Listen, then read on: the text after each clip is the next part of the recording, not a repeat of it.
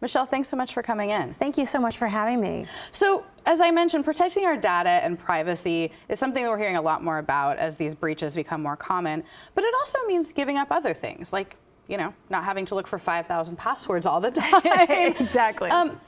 How do you think people should strike a balance between, you know, these considerations of sort of ease of life and really not wanting to end up in a situation where all of your information's out there? Well, I love your language already. So it really is about striking a balance. So don't be so offended by passwords that you pick really dumb ones, or your like password or 123 right. or I love you, which is very sweet, but not for your password. Yeah. Because then you're still inconvenienced by putting it in, but you're not using any of the protection. So number one, think about it as a balance. So the first thing I would say to any consumer in particular, and what I practice at Cisco, is really looking at what are your data assets. And what I mean by that is really, what are you trying to do with your device? Are you calling your kids? Are you banking? Are you booking a medical appointment? Those things are different data transactions. And I want you to start by understanding that they're there and that there's a way for you to take control of that balance sheet, that data balance sheet. So it seems like what you're saying is maybe your banking app might need a stronger password than something else that's more just sort of for fun. I hope so, but having a bad password on any of these things is a great way for social engineering and other ways in. But think about it even more broadly. So if you're using a banking pass application on your phone or on your laptop, maybe want to think about, if you don't have a VPN or some other personal hotspot, don't do it in a coffee shop. Think about doing it in a secure environment. Same thing when you're on the go and you're trying to communicate with your kids. Do you need location on for what you're doing? Or do you want location on because you want to know what your kids are doing? Right. So think about it really in context of, first, what's your objective? What information do you need? And then try to limit the stuff that you don't need, that isn't really adding to your data asset, if you will. I mean, because it's kind of crazy. It's like every website you enter wants you to sign up and create a password and do these things. So it can get overwhelming. I want to talk to you about another aspect. I know you're a mom and you have teenage kids, so you're really in this. I have very young kids. I'm curious how you think people should be approaching this with their children. And I'm thinking about, you know, their access to the internet, but also you see people who put their entire kids' lives on social media. Yes. I mean, if this was vodka, I'd be drinking it in the morning.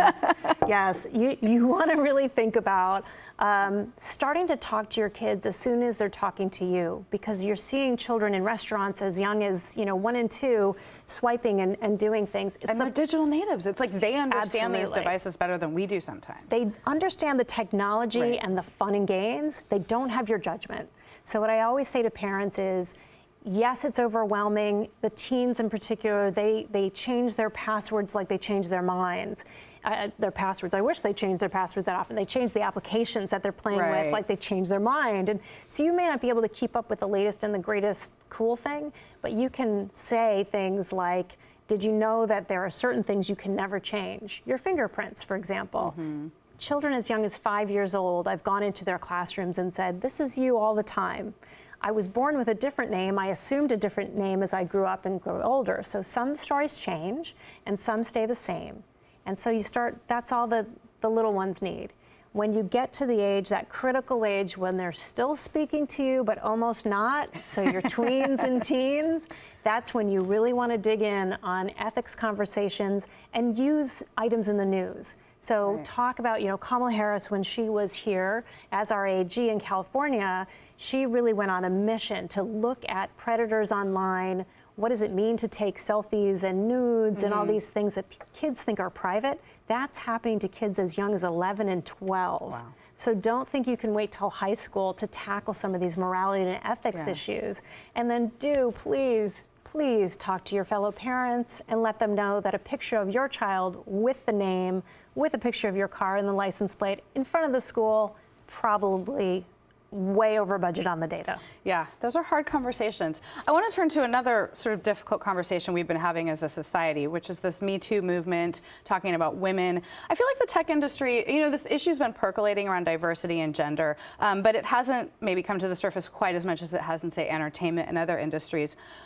What's it like being a woman in tech, and do you think that Silicon Valley needs to have more of a Me Too moment? Oh my gosh. Okay, so I won't get too crazy, but I put a hashtag up when that whole came out. I mean, most of us did, right? That's why it's so... I know one woman who said that she's never had any sort of discriminatory behavior, we'll put it that way, mildly. And I've been in tech, in different segments of tech for the last 30 years. I think Silicon Valley is good and ready to out not just the bad guys, because quite honestly, they're open secrets. Who I really want to out in Silicon Valley are the men who are enablers, the men who give us a voice at the table. I have a great boss, and I probably shouldn't say it on TV. It's like the ultimate brown nose moment. But John Stewart is the Chief Trust Officer for Cisco, and I tell you what, he's an advocate for women. He's an advocate for people from different economic backgrounds. And I think what we hope to do is, if you look at the percentage of men in control, 97% of them white males. Right. If every one of them could be turned into an enabler, this would not be a generation by the time your children and mine got to be our age. So don't focus so much on the bad stuff. Right. Enable the enablers. Totally. I think that's something everybody's talking about. Yeah. Michelle Dennedy, thank you so much for coming in tonight. Thank you. It goes by fast with you. You're really great.